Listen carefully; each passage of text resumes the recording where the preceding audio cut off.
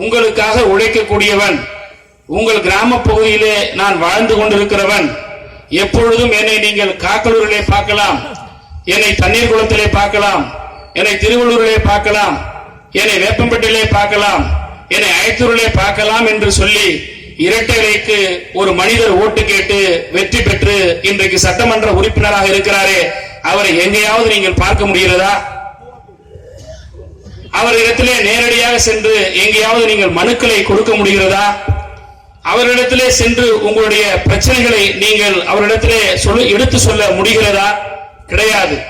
ஆனால் திராவிட முன்னேற்ற கழகத்தினுடைய தொண்டனுக்கும் மற்ற இயக்கத்தில் இருக்கக்கூடிய தொண்டனுக்கும் என்ன வேறுபாடு என்றால், அதிமுக காரை வெளிப்படையாக சொல்லுகிறேன், அதிமுக காரரை பொறுத்தவரை தேர்தலில் வெற்றி பெற்றால்தான் வெள்ளையும் சொல்லையாக வெளியே வருவான்.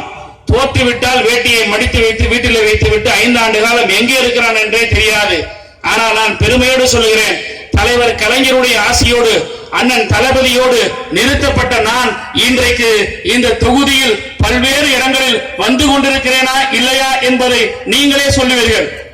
இங்கே அருகில் இருக்கக்கூடிய வேப்பம்பட்டில் இந்த அரசாங்கத்தினுடைய ஆட்சியிலே அதிகாரியை கையில் வைத்துக் கொண்டு மாண்புமிகு சட்டமன்ற உறுப்பினருடைய நெருக்கத்தால் அல்லது அவருடைய அழுத்தத்தால் ஒரு சில குடும்பங்களை அங்கிலிருந்து அப்புறப்படுத்த வேண்டும் என்று மாவட்ட ஆட்சியரை வைத்து நோட்டீஸ் அனுப்பி அவர்களை எல்லாம் அப்புறப்படுத்த வேண்டும் என்று சொன்ன பொழுது இந்த ஒன்றியத்தினுடைய செயலாளருடைய கவனத்திற்கு கொண்டு வந்த போது ஏறத்தாழ தண்ணீர் குளமாக இருக்கட்டும், அது வேப்பம்பட்டாக இருக்கட்டும், திரு ஜெயபால் அவர்களுடைய மூலமாக வந்த செய்திகளாக இருக்கட்டும், ஏறத்தாழ 300 குடும்பங்களை உங்களால் வாய்ப்பளிக்கப்பட்ட நான் நீதிமன்றத்திற்கு சென்று தடையாணை பெற்று இன்றைக்கு அவர்கள் பாதுகாக்கப்பட்டிருக்கிறார்கள் சொன்னால் இதுதான் திமுகவுக்கும் அதிமுக உள்ள வித்தியாசம்.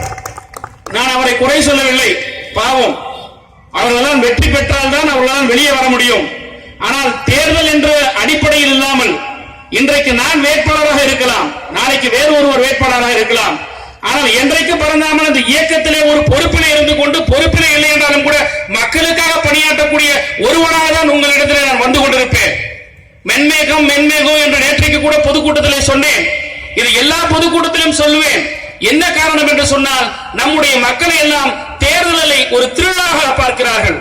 தேர்தல் நம்முடைய வாழ்வாதாரத்தினுடைய எதிர்காலத்தை நிர்ணயிக்கக்கூடிய ஒரு முக்கியமான நாளாக யாரும் கருதுவது கிடையாது.